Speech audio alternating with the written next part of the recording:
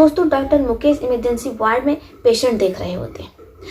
तभी उनके सामने एक ऐसा परिवार आता है जो कि बेहद फटे पुराने कपड़े पहना रहता है। वो डॉक्टर मुकेश से गुहार लगा रहा होता है कि उनकी बेटी को बचा लें। अब ऐसे में बूढ़े माता पिता जो अपनी बेटी को बचाने की गुहार लगा रहे होते हैं, जैसे ही डॉक्टर की नज़र उस पेशेंट पर पड़ती है तो डॉक्टर मुकेश दंग रह जाते हैं। वो एक महिला रहती जिसकी उम्र लगभग 35 साल रहती। महिला का चेहरा साफ से नजर नहीं आ रहा होता है। इसके बाद डॉक्टर मुकेश तुरंत ही उस महिला को इमरजेंसी वार्ड में भर्ती करते हैं और उसका इलाज शुरू कर देते हैं। अब इसके बाद वो उस महिला के माता पिता से महिला का नाम पूछते हैं तो पता चलता है कि उस महिला का नाम सरिता है। डॉक्टर मुकेश सरिता का इमरजेंसी वार्ड में इलाज शुरू कर देते हैं, लेकिन एक दिक्कत आ रही होती है कि तुरंत ही उस महिला का यानी कि सरिता का ऑपरेशन करना होगा।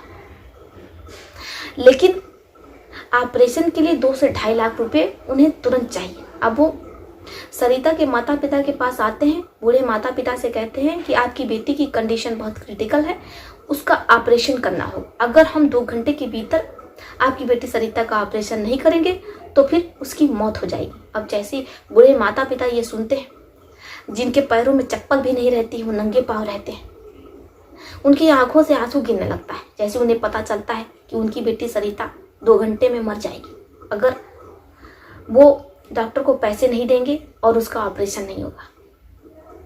वो डॉक्टर से बिना कुछ कहे वहां से चले आते हैं। इसके बाद वो सड़कों पर भीख मांगने लगते हैं, लेकिन इतने कम समय में 2 लाख रुपए वो जुटाए तो कहाँ से जुटाए। अब ऐसे 1.5 घंटे का समय बीत जाता है, लेकिन कोई भी उनकी मदद नहीं करता है। वो हॉस्पिटल वापस लौटते हैं और डॉक्टर मुकेश जो कि अपने ऑफिस में बैठे रहते हैं वहां पर पहुंचते हैं और डॉक्टर मुकेश के पैरों में गिर जाते हैं, गिड़गिड़ाने लगते हैं। डॉक्टर मुकेश बूढ़े माता पिता को उठाते हैं और कहते हैं क्या बात है, आप लोग इतने परेशान क्यों हैं। बूढ़े माता पिता कहते हैं कि सर, हमारी बेटी का ऑपरेशन कर दीजिए, हम पैसे नहीं ला पाए, हमारे पास इतने पैसे नहीं है। हमने बहुत से लोगों से मदद मांगने की कोशिश की, लेकिन हम अपनी बेटी के लिए पैसे नहीं जुटा पाए। डॉक्टर मुकेश कहते हैं लेकिन हमारे हॉस्पिटल का तो ये रूल है, अगर आप फॉर्म नहीं भरेंगे, पैसे नहीं जमा करेंगे तो फिर आपकी बेटी का ऑपरेशन कैसे होगा, क्योंकि ऑपरेशन हम नहीं करते, हमारे यहाँ सर्जन आते हैं और ऐसे में अगर सर्जन को अपनी फीस नहीं मिलेगी तो फिर आपकी बेटी का वो ऑपरेशन क्यों करेंगे। अब जैसे ही माता पिता ये सुनते हैं तो वो डॉक्टर से गिड़गिड़ाने लगते हैं। डॉक्टर मुकेश बहुत समझाते हैं कि देखिए, हमारे यहाँ बहुत से ऐसे मरीज आते हैं, अगर हम ऐसी सबका इलाज करने लगे तो फिर हमारी नौकरी का क्या होगा, हमारे हॉस्पिटल का क्या होगा। लेकिन माता पिता अपनी बेटी के प्यार में इस कदर विचलित रहते हैं कि वो केवल जमीन पर पड़े डॉक्टर के पैरों को पकड़े उनसे गिड़गिड़ाते रहते हैं कि डॉक्टर साहब प्लीज हमारी बेटी का ऑपरेशन शुरू कर दीजिए, हमारी बेटी का इलाज कर दीजिए। जैसे ही आप हमारी बेटी का इलाज शुरू कर देंगे, अभी तो हम पैसे नहीं जुटा पाए हैं, लेकिन कुछ समय बाद हम कहीं ना कहीं से करके आपके 2 लाख रुपए फीस जमा कर देंगे। अब डॉक्टर साहब उनकी एक नहीं सुनते हैं और एक फॉर्म थमा देते हैं और कहते हैं इसे फिलअप कीजिए। अब सरिता के माता पिता जो कि अनपढ़ रहते हैं, जब वो पेन पकड़ते हैं तो उनके हाथ कांप रहे होते हैं। अब जैसे ही डॉक्टर मुकेश ये देखते हैं तो उन्हें सरिता के माता पिता में अपने माता पिता की छवि नजर आती। वो बहुत ज्यादा भयभीत हो जाते हैं, डर जाते हैं कि वो क्या पाप करने वाले थे। इसलिए वो फॉर्म ले लेते और कहते हैं कि ठीक है, हम आपकी बेटी का ऑपरेशन शुरू करते हैं, लेकिन आप ये बात किसी से बाहर नहीं कहिएगा। जैसे आपके पास पैसे हों आप हमें जमा कर दीजिएगा, हम अपनी तरफ से फीस भर दे रहे हैं।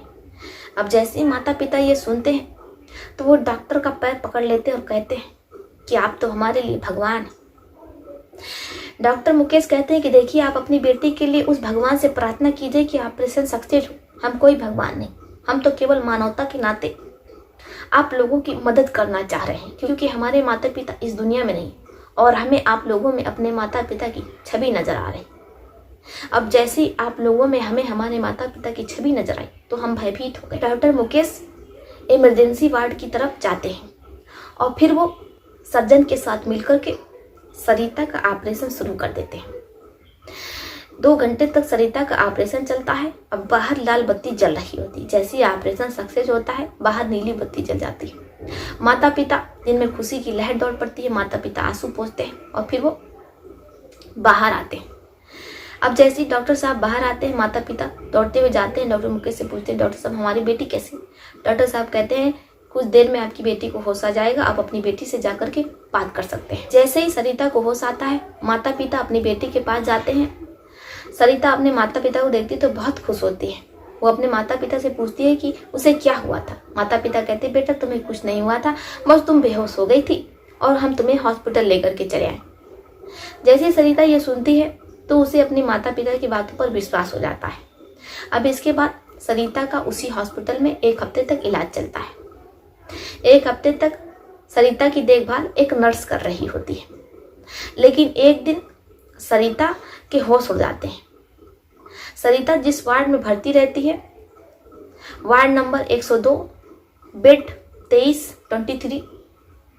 सरिता के पास नर्स आती है और सरिता को दूध पिला रही होती है। लेकिन सरिता कहती है कि मैडम हम आपको 1 हफ्ते से लगातार मना कर रहे हैं कि हम दूध नहीं पिएंगे, लेकिन आप हमें बार बार दूध पिला रही हैं।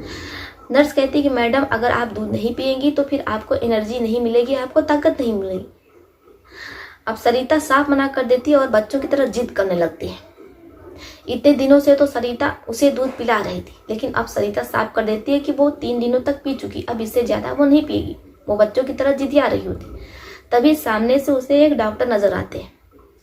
अब सरिता आंखें बंद करे जिदिया रही होती है, मना कर रही होती है। तभी डॉक्टर मुकेश की नजर बेड नंबर 23 पर पड़ती है। अब जैसे ही वो बेड नंबर 23 के नजदीक जाते हैं तो उनके होश हो जाते हैं, पैर तले जमीन खिसक जाती है, उनकी आंखें चौधिया जाती हैं, क्योंकि बेड नंबर 23 इस महिला का उन्होंने ऑपरेशन किया और कोई और नहीं रहती बल्कि उनकी तलाकशुदा पत्नी रहती। अब जैसे ही वो अपनी तलाकशुदा पत्नी को 18 सालों बाद देखते हैं तो उनको अपनी आंखों पर विश्वास नहीं आता है।